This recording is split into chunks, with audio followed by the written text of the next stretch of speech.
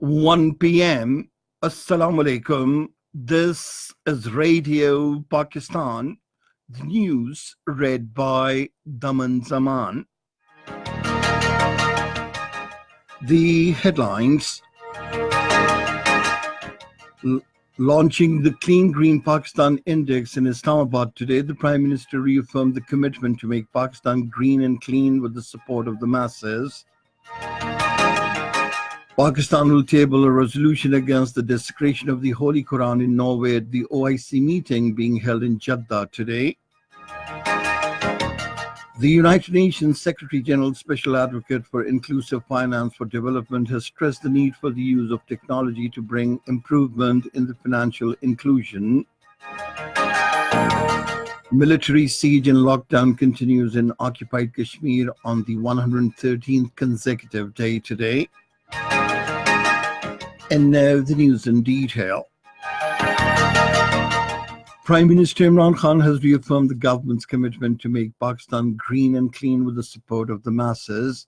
He was launching the Clean Green Pakistan Index in Islamabad today, which is aimed at improving the overall green and clean outlook of Pakistani cities by kicking off competition amongst them on various indicators. Imran Khan said every segment of the society, including the administration, the elected representatives, and the youth, should become part of the clean and green drive in order to protect the future of the country. The Prime Minister said the government will gradually increase funds for the protection of environment and cleaning the rivers. Imran Khan said given the immense beauty of the country, it will be made a destination for tourism.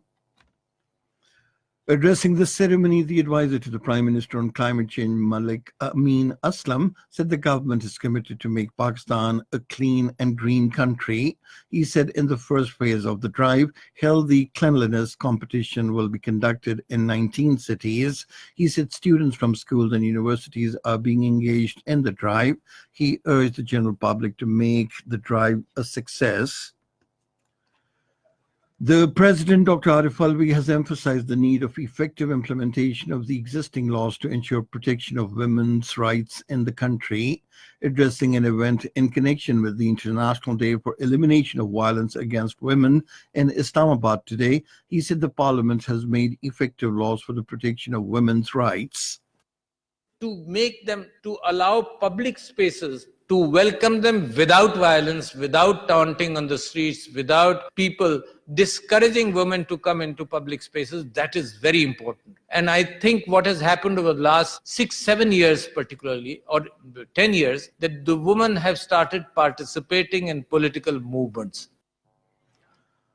The advisor to the Prime Minister on Finance, Dr. Abdul Hafiz Sheikh, has said the government is fully committed to good governance, transparency, and restoring the financial discipline to ensure ease of doing business in the country. Addressing Pakistan Innovative Finance Forum, organized by the Asian Development Bank in Islamabad today, he said 16% improvement has been witnessed in revenue, while non-tax revenue has been doubled due to the business-friendly policies of the government. He said subsidy is being provided to electricity, gas, and loans, while there is no tax on exports. Meanwhile, talking to the media persons in Islamabad, the Special Assistant on Finance, Abdul Hafiz Sheikh, said China-Pakistan Economic Corridor project holds special significance for the development of the country. The Special Assistant to the Prime Minister on Information and Broadcasting, Dr. Firdaus Ashik Awan, has said Pakistan will table a resolution on the desecration of the Holy Quran in Norway at the OIC meeting being held in Jeddah today.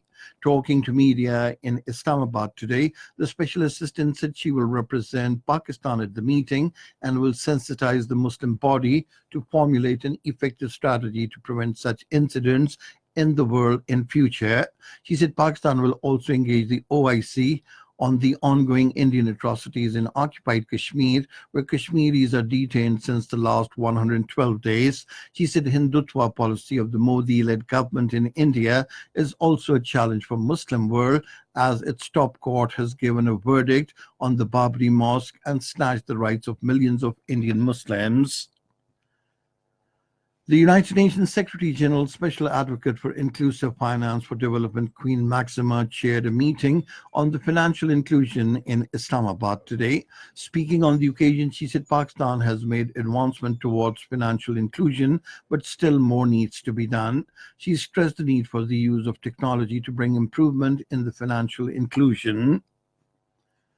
In occupied Kashmir, the situation continues to remain tense and far from normal in the Kashmir Valley and parts of the Jammu region as India-imposed lockdown entered the 113th running day today. Restrictions under Section 144 are enforced amid huge presence of Indian troops.